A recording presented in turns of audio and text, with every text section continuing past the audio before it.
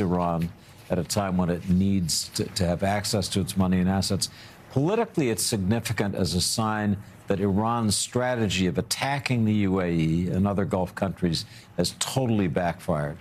The Iranians were hoping that by launching missiles and drones at key UAE cities early in the war, there have now been over 1,000 drones launched on the UAE, they would intimidate the Emiratis into basically stepping back from the war, not supporting the U.S. and Israel. And the opposite has happened. Emiratis have gotten angrier.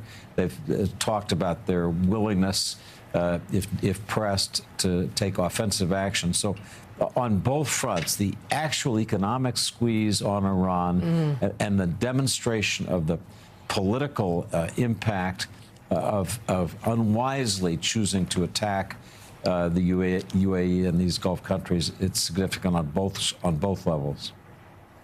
And Willie, it's just fascinating to me that as poor as the economy has been doing in Iran, and with them obviously suffering these military attacks, to launch the most missiles at any country other than Israel, to launch it at the country that is responsible for your economic lifeline, seems more than short-sighted. That is just extraordinarily stupid. And the Emiratis, my reporting is that the Emiratis let the Iranians know, like, if this continues, we're going to freeze your assets, which again, as the Wall Street Journal reported last night, if they were to follow through on this, it would cripple them economically, and the Iranians kept going.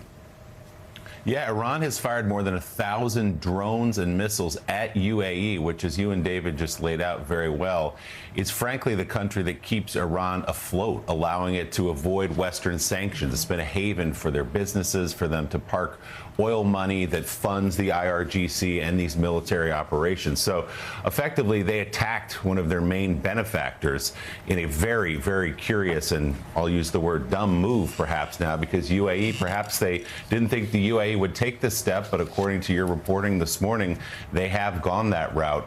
David Ignatius, I wonder, would we see more of this across the Gulf region? Because the UAE is not alone in having been attacked by Iran. This appears, this move, to have further isolated the Iranian government right now.